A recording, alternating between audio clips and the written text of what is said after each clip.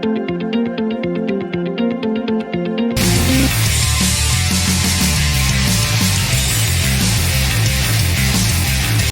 everyone, welcome back to the channel. This is a video I've wanted to film for a long time. Now, it's going to be a long video, and I'll try and talk about all the facts and stuff, and I'll try and get it all right. But I'm not going to be able to cover everything, and I'm probably not going to get some of it right. But we will try our best. So let's get into the backstory.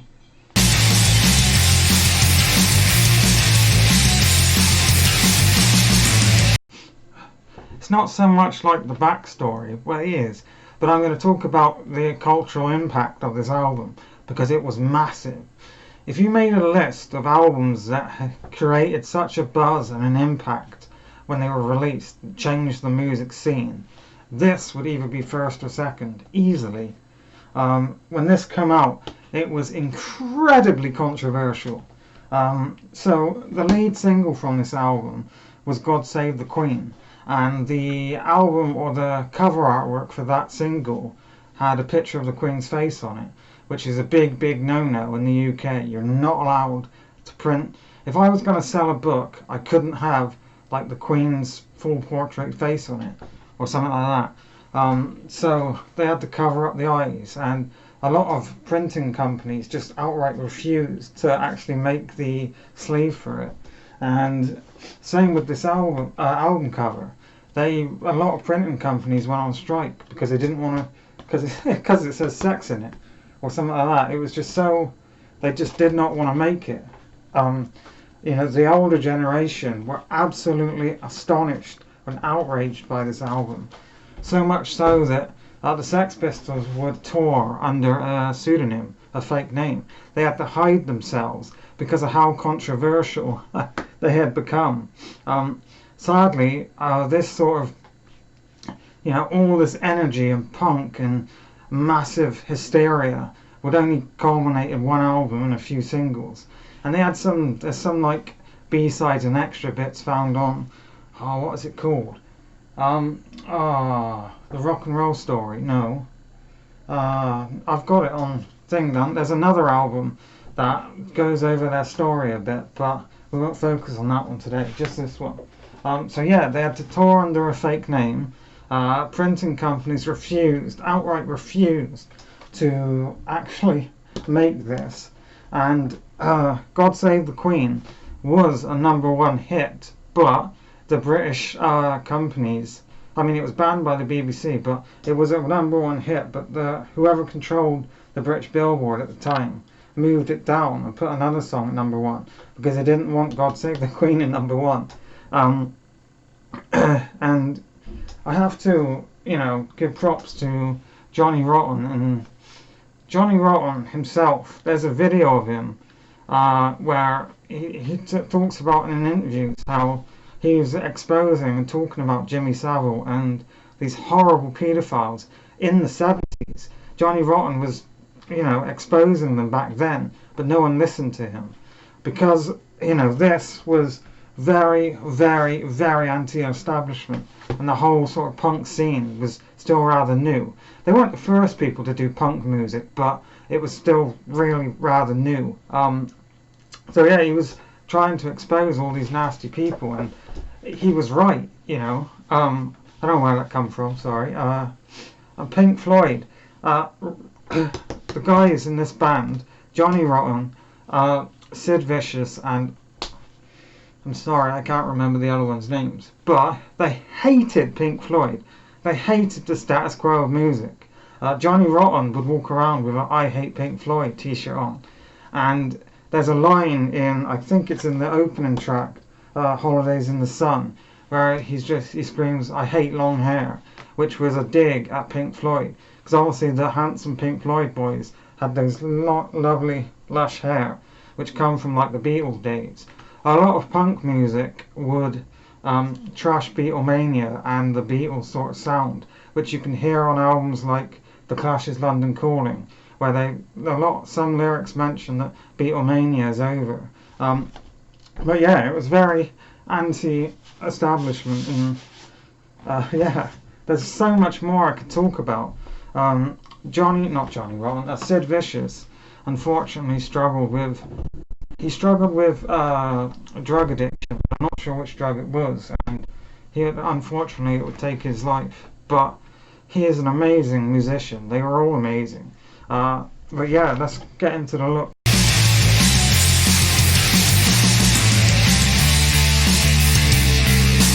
I love this album cover.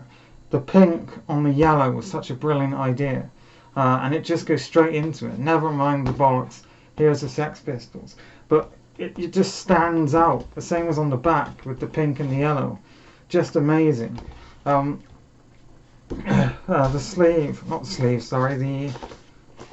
label's the same, the pink and yellow. That is great. Put it over there, keep it safe. It's really simple, but it's really bright and colourful, and it's very iconic.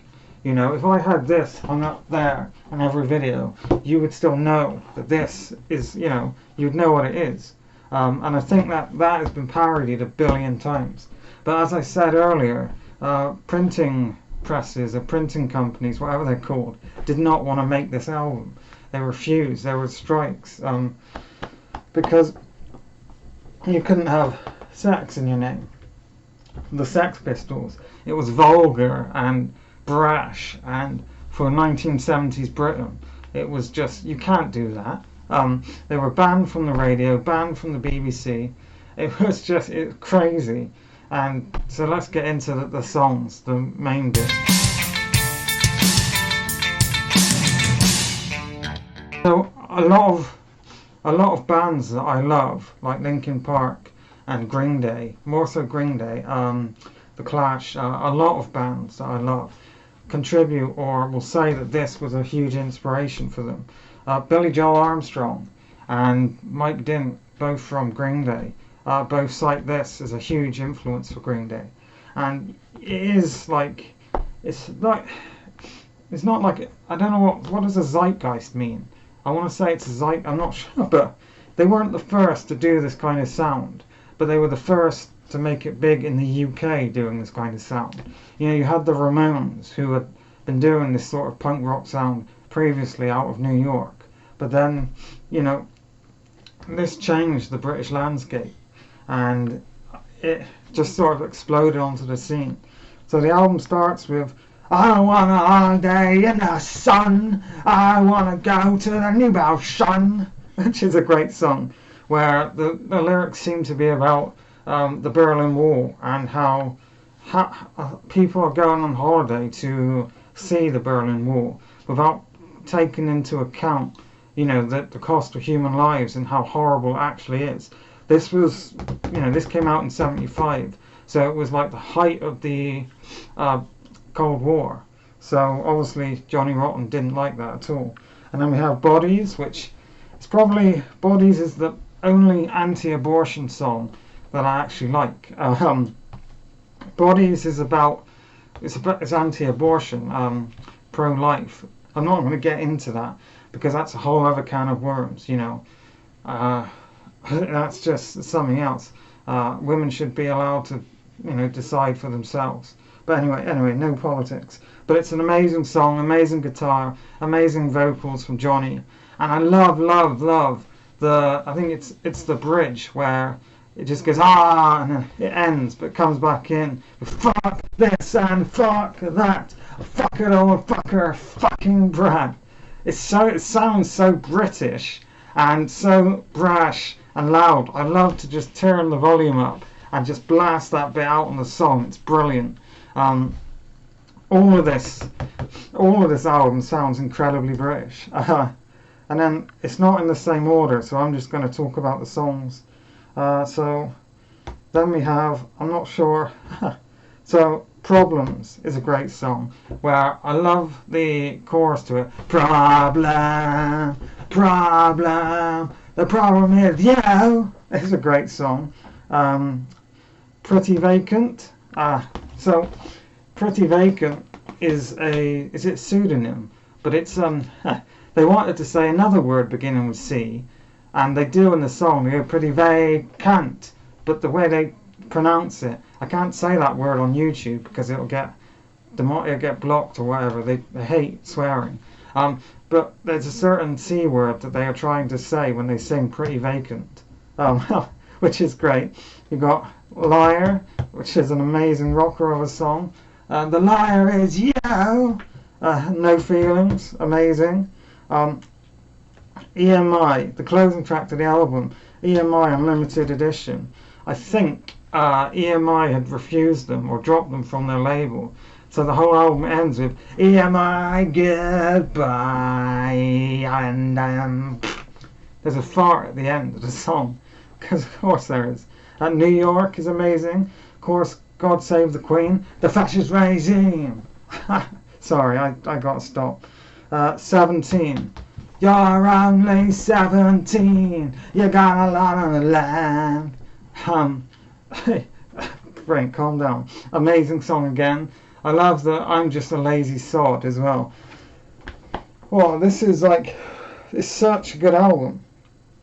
You know, I can't, just amazing. All the songs are amazing. Anarchy in the UK, which was another single I absolutely love. I just love it all together. This is an amazing album. So let's get to the conclusion.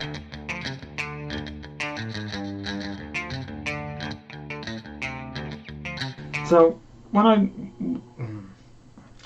do these videos, I like it when the album has the track listing in order on the back, which 99.9% of them do, but they don't. But this one doesn't. So I sort of read them off, you know, as they were. But overall, it is one of the greatest albums of all time. It sounds amazing on vinyl, and I love to just stick it on and play it loud. Are the Sex Pistols, or were the Sex Pistols, did they have the most talent? Like, were they the best at what they did? No. You know, maybe like the guitar riffs and their individual talent as band members wasn't the best, you know, but they just sort of exploded onto the scene and just, you know, made a name for themselves because they were fed up with the status quo and they were gonna fucking tear this roof down. That's the vibes I get. They were just going to burn this shit down. And it is just amazing. There's also a billion trillion more different facts I could cover, but I don't want this video to be too long. I was a absolute klutz, and in the last episode I didn't rate Michael Jackson's Bad. So Michael Jackson's Bad is a 7 out of 10. And this album is a 10 out of 10. Easily 10 out of 10. I'm going to start making a list of all my rankings, and I'm putting them at the end of videos so you know. But yeah, after the release of this album, the band, and of course the death of Sid Vicious, the band wouldn't be able to keep it together, and this would be the last Sex Pistols album. But Johnny Rotten would go on to start, is it Public Image Limited, I think it's called, which are an amazing band themselves, and you should definitely check them out. But thanks for watching, and I'll see you again. I'll see you again next time. Take care, everyone.